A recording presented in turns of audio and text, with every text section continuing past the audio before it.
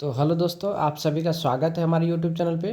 तो दोस्तों, आज हम फिर आपके लिए लेके आए हैं कुछ प्रश्न जो प्रीवियस ईयर में पूछे गए हैं, जैसे एसएससी में, रेलवे में, बैंक में, बिहार पुलिस में, बिहार दरोगा में, और रेलवे एनटीपीसी का भी एग्ज़ाम होने वाली है और वैकेंसी भी आ गई है, तो उसके अनुसार से हम लोग चलेंगे। तो चलिए हम लोग स्टार्ट करते हैं, ठीक है। आइए, प्रश्न नंबर 1 क्या कहता है, देखिएगा। पहला प्रश्न कहता है, एकदम हम लोग बेसिक से सीखेंगे। कह रहा है जो सपना, ठीक है, सपना ने एक साइकिल,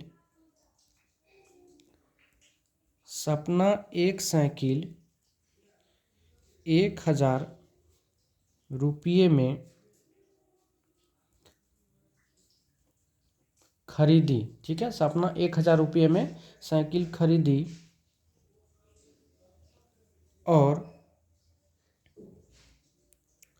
1200 रुपये में बेची, 1200 रुपया में बेची, तो उसे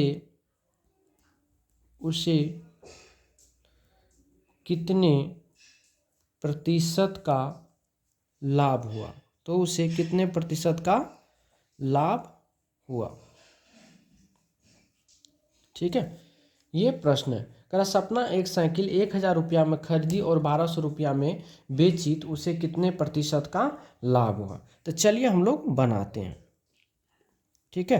अब देखिए यहाँ से सीपी बराबर कितना है, तो जिस वस्तु को हम लोग खरीदते हैं उसको सीपी बोलते हैं। तो खरीदे कितना में, 1000 रुपया में, ठीक है। और जिस वस्तु को हम लोग बेचते हैं उसको एसपी बोलते हैं। एसपी कितना है, 1200 रुपया। अब देखिए 1000 रुपया में खरीदे, 1200 रुपया में क्या किए, बेच दिए। तो 1200 रुपया में बेच दिए तो हमको क्या हुआ, प्रॉफिट। और प्रॉफिट बराबर कितना हो गया, तो 1200 माइनस 1000 बराबर कितना हो गया, 200 रुपया का क्या हो गया, प्रॉफिट। हमसे क्या पूछा, प्रतिशत लाभ पूछा। क्या पूछा, जो प्रतिशत लाभ बराबर नहीं प्रॉफिट बराबर, तो प्रॉफिट कितना हुआ, 200 गुना कितना हो जाएगा, 100 बटे क्या होगा, क्रय मूल्य। क्रय मूल्य कितना है, 1000 रुपया, है ना।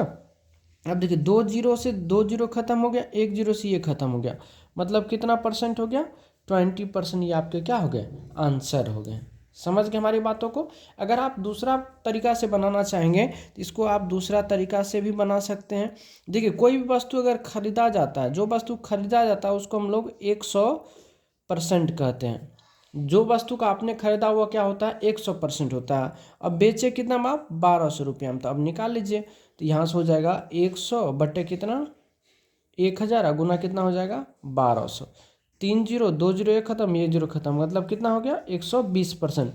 आपने कितना में खरीदा था, 100 में, बेचा कितना में, 120% में, यानी प्रॉफिट बराबर कितना हो गया, 20% का। ये आपका आंसर हो गया। तो आप इस तरह से भी सवाल को बना सकते हैं, ठीक है। चलिए अब हम लोग नेक्स्ट सवाल की ओर चलते हैं, प्रश्न नंबर 2 की ओर। प्रश्न नंबर 2 क्या कहता है, जो एक वस्तु को 240 रुपया में बेचने पर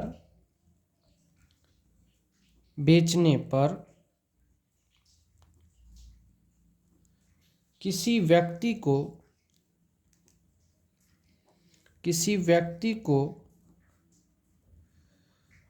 10%, ठीक है, 10% की हानि होती है,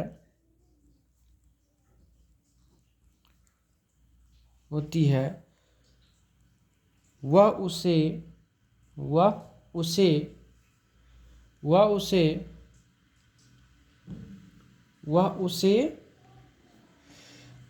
पर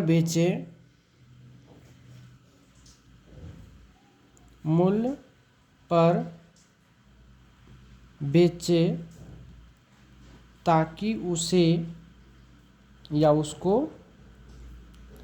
20% का लाभ हो। ये आपके प्रश्न है। प्रश्न कहता है जो एक वस्तु को 240 रुपया में बेचने पर किसी व्यक्ति को 10% की हानि होती है, वह उसे किस मूल्य पर बेचे ताकि उसको 20% का लाभ होगा। तो चलिए हम लोग इसको बनाते हैं। अब एक चीज समझिए बात को, तो 10% हानि का मतलब क्या होता है? 10% हानि मतलब कितना? 90% में बेचा, 90% पर बेचा। अब 20% लाभ का मतलब क्या होता है? 20% लाभ का मतलब है जो 120% पर बेचेगा। बस इस चीज को समझ जाइए आपको, ठीक है? क्वेश्चन आपसे आराम से बनेगा। तो अब पढ़िए सवाल करा, एक वस्तु को 240 रुपया में बेचने पर 10% का हानि होता है। तो 240 में बेचा तो कितना? 240 में बेचा, 10% हानि मतलब 90% में बेचा होगा। तो अब यहाँ से लगा देंगे, जो 90% बराबर 240। अब कह रहा है 10% क्या, 20% लाभ पर, मतलब कितना? 120% का मान निकालना आपको। तो हो जाएगा 240 और गुना कितना? 120 बटे कितना हो जाएगा? 90। 30 तिया 90, 30 चौके 120, 3 का 3, 3 अठे 24, 8 चौके 32 हो गया, मतलब कितना? 320 रुपया। ये आपके क्या हो गए? आंसर हो गए। ठीक है, क्या हो गए? आंसर हो गए।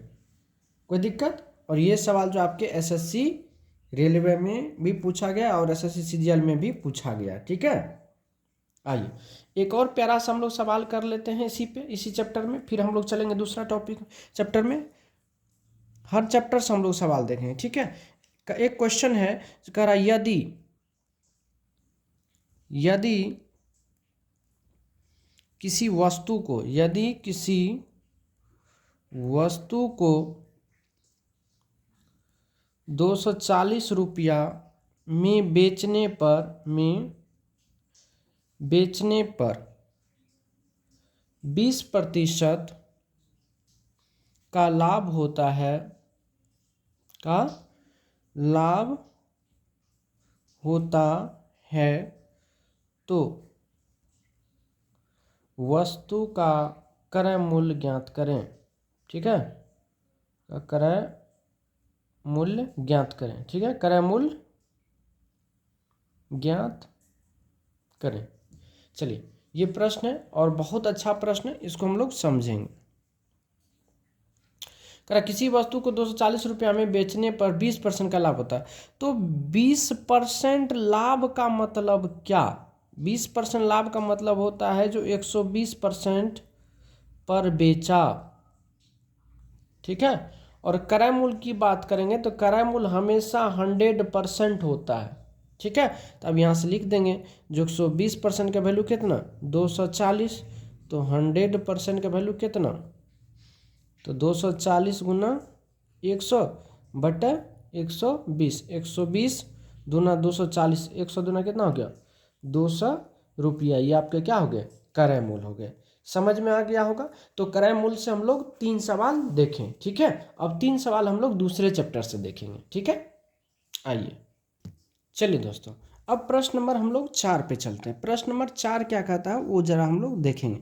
कहता है जो 3 कक्षा, ठीक है, प्रश्न कहता है जो 3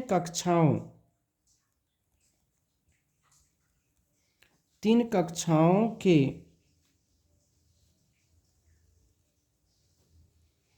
विद्यार्थी की संख्या का अनुपात, 3 कक्षा विद्यार्थियों की संख्या का अनुपात 2:3:5 है। ठीक है, प्रत्येक कक्षा में 40 विद्यार्थी, प्रत्येक कक्षा में 40 विद्यार्थी बढ़ा दिए जाने पर यह अनुपात 4:5:7 हो जाता है, 7 हो जाता है। तो प्रारंभ में कुल कितने विद्यार्थी थे?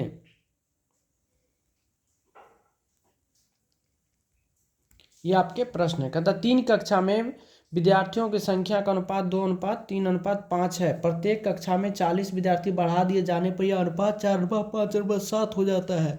तो प्रारंभ में कुल कितने विद्यार्थी थे? चलिए, बहुत अच्छा सवाल है और इसको हम लोग सॉल्व करेंगे। देखिए, प्रारंभ में छात्र का अगर देखा जाए, मान से 3 कक्षाएं ए है, बी है और सी है, जिसका अनुपात क्या था? 2:3:5 था। ठीक है, 2:3:5 था। अब कहता है जो 40 बढ़ा दिए प्रत्येक में, तो हो गया 4:5:7 हो गया। अगर आप गौर से देखेंगे तो अनुपात में अगर गौर से देखेंगे तो कितना यूनिट बढ़ रहा है? केवल और केवल कितना यूनिट बढ़ रहा है? 2 ही यूनिट बढ़ रहा है। सब में केवल और केवल 2 ही यूनिट बढ़ रहा है कि नहीं? और रियल में कितना बढ़ रहा है? 40। यानी 2 यूनिट का वैल्यू कितना दिया हुआ है? 40। तो 1 का वैल्यू कितना हो जाएगा? 20। अब प्रारंभ में कुल कितने छात्र थे? तो 2 3 5 5 10। तो यहाँ से निकालेंगे क्या हम लोग? 10 यूनिट का वैल्यू। तो क्या होगा? 20 × 10 इक्वल टू कितना? 200। और ये मेरा क्या आंसर है? यही आपसे पूछ रहा था, समझे बात को? यही आपसे पूछ रहा था। चलिए, अब अगला प्रश्न हम लोग, ठीक है, बनाएंगे। प्रश्न नंबर 5 की बात करेंगे। प्रश्न नंबर 5 में कह रहा है जो दो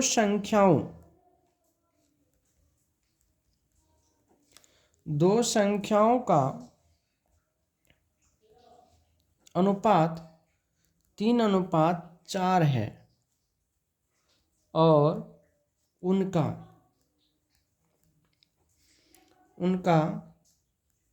महत्तम समापवर्तक महत्तम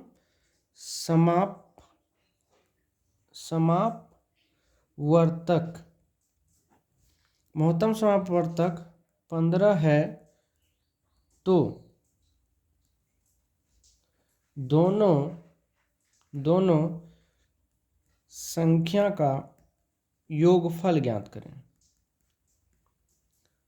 योगफल ज्ञात करें। ये प्रश्न है कि नहीं? चलिए, इसको हम लोग क्या करेंगे? सीखेंगे। कह दो संख्या का अनुपात इतना दिया हुआ। सबसे पहले यहाँ बात करेंगे कि संख्या का जो अनुपात है वो क्या दिया हुआ है? 3:4। अब इस संख्या का अगर हम मौसों की बात करें, अनुपात का अगर हम मौसों निकालेंगे तो 3 और 4 का मौसों हो जाएगा कितना? 1। और योग की बात करें तो योग कितना होगा? 7।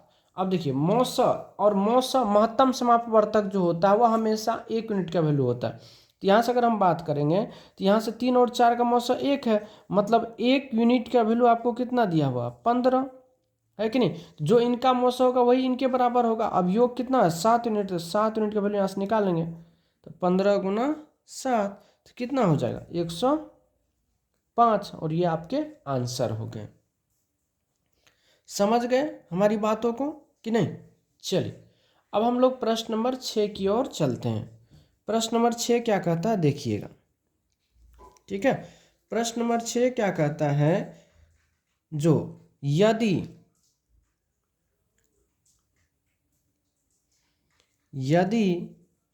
ए और बी का अनुपात 4:5 है और उनके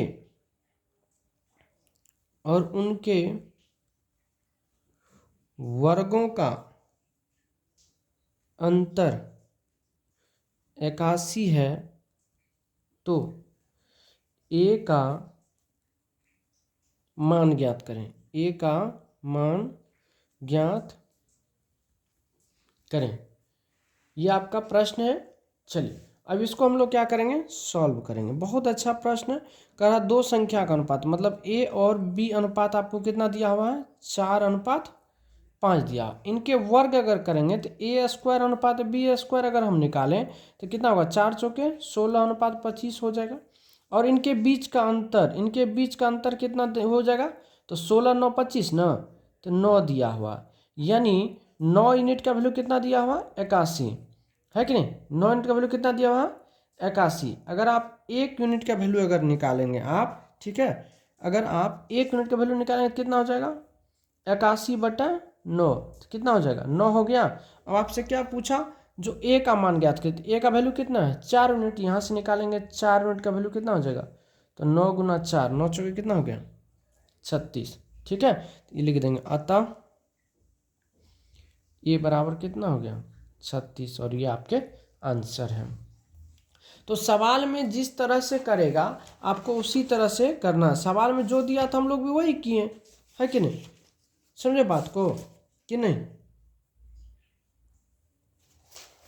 चलिए अब हम लोग नेक्स्ट प्रश्न की ओर चलते हैं। अब रेस हम लोग जो है अनुपात समानुपात में भी देख लिए, अब दूसरा चैप्टर की ओर चलते हैं। ठीक है, चलिए प्रश्न नंबर 7 की ओर हम लोग चलते हैं। प्रश्न नंबर 7 क्या कहता है, देखिएगा, करा 200 ग्राम की एक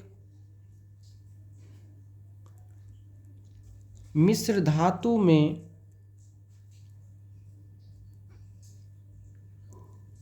जास्ता और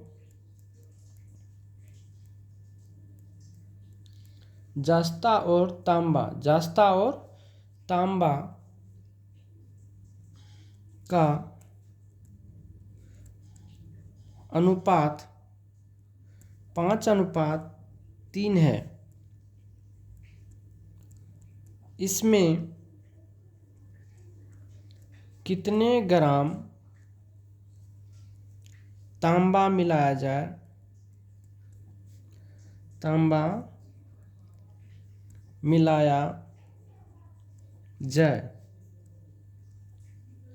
ताकि यह अनुपात 3:5 हो जाए।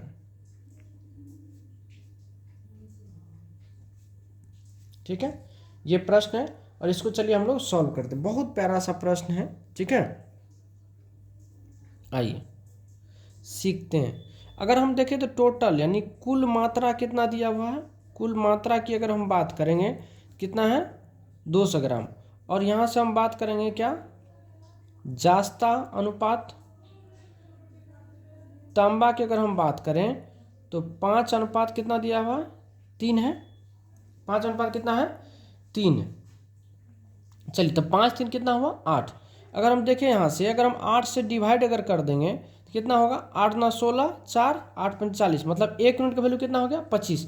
तो यहाँ से जस्ता कितना हुआ, 25 × 5 = 125 ग्राम, और ये कितना हो गया, 25 × 3 = 75 ग्राम। सभी चीज़ हमको निकल गया, यानी दोनों की मात्रा क्या हो गया, यहाँ से प्राप्त हो गया। अब कह रहा है जो इसमें कितने ग्राम तांबा मिलाया जाए। ठीक है, तो जास्ता कितना है, 125 बटे तांबा कितना है, 75। कितना ग्राम मिला जाए नहीं पता, मिला दिए। अब कह रहा है अनुपात कितना हो जाए, 3:5, तो 3/5 कर देंगे, बस हो गया। अब इसको सॉल्व करना है। ये जास्ता हुआ, ठीक है, और ये तांबा, x ग्राम हम मिला दिए, नहीं पता। अब इसको सॉल्व करेंगे, कोना को निगुना कर दीजिए, तो जब करेंगे तो 25 × 5 कितना हो जाएगा, 125 × 5 = 625 बराबर। अब इधर गुना करेंगे तो कितना होगा, 5 × 3 = 15, 7 × 21 = 22, 225 प्लस 3x हो जाएगा, होगा कि नहीं। अब इसको इधर भेज दीजिए, तो ऐसे 3x बराबर, उसको इधर भेजिएगा तो कितना हो, 625 में से गया तो कितना बच गया, 400, और x बराबर कितना हो जाएगा, 400/3। तो इसको लिखेंगे क्या, 133.1/3 ग्राम, और यही आपका क्या है, आंसर है। समझ गए हमारी बात को। चलिए, कोई दिक्कत नहीं ना। चलिए एक और प्रश्न कर लेते इसी टाइप पे हम लोग। आइए प्रश्न नंबर हम लोग 8 की बात करेंगे। प्रश्न नंबर 8 में क्या कहता है, जो 30 लीटर सोरे के अम्ल में अम्ल और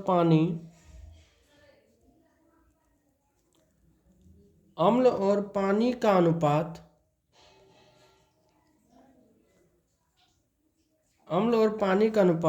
2:1 3 है, इसमें कितना पानी, इसमें कितना पानी और मिलाया जाए ताकि अम्ल और पानी का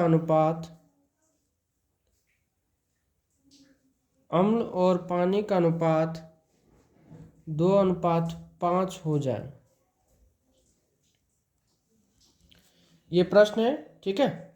चलिए इसको हम लोग करते हैं सॉल्व। देखिएगा, बहुत अच्छा प्रश्न है। तो यहाँ से अगर हम कुल मात्रा की बात करेंगे, कुल मात्रा कितना है, 30 लीटर है। और इसमें जो है अम्ल अनुपात पानी कितना है, 2:3। तो 2 3 कितना होगा, 5। अगर हम इसमें 5 से भाग दे दें तो कितना होगा, 5 6 30, 1 यूनिट वैल्यू 6 हो गया। तो अम्ल कितना हो गया, 6 दूना 12, और ये कितना होगा, 6 3 18, यानी 12 लीटर हो गया अम्ल और 18 लीटर क्या हुआ, पानी। अब आइए प्रश्न में, कहता है इसमें कितना पानी और मिलाया जाए। ठीक है, तो हो जाएगा 12 12 ही रहेगा, और 18 में क्या करेंगे, x लीटर हम पानी मिला देंगे। अब यह अनुपात हो गया 2/5, यही ना। इसको आपको सॉल्व कर दीजिए, 2 से कट जाएगा, 2 6 का 12, तो ये भी 6 5 30 हो गया, यानी 18 + x बराबर 6 5 30। तो x बराबर कितना हो गया, 30 - 18, यानी कितना हो गया, 12 लीटर। यानी 12 लीटर पानी जब हम और मिला देंगे तो अनुपात कितना हो जाएगा, 2:5 हो जाएगा। ठीक है, 2:5 हो जाएगा। कोई दिक्कत? चलिए एक और प्रश्न हम लोग कर लेते हैं इसी पर आधारित, इसमें ज़्यादा क्वेश्चन आता है इस पर आधारित। ठीक है, प्रश्न नंबर 9 की बात करते हैं। प्रश्न नंबर 9 में बात करते हैं,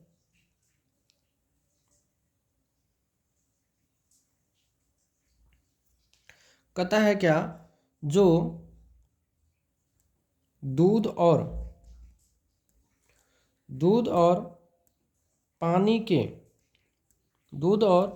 पानी के 40 लीटर मिश्रण में दूध का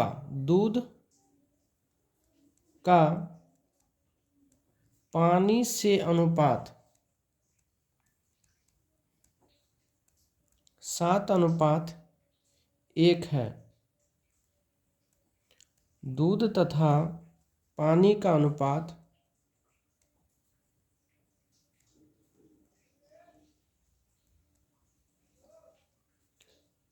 3:1 करने के लिए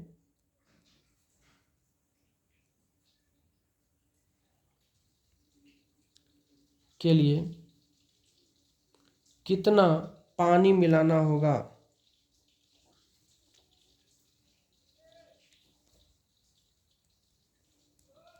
ठीक है, चलिए ये प्रश्न है, बहुत अच्छा प्रश्न है, और इसको हम लोग सॉल्व करेंगे। ठीक है, आइए अब यहाँ पे कुल मात्रा कितना है,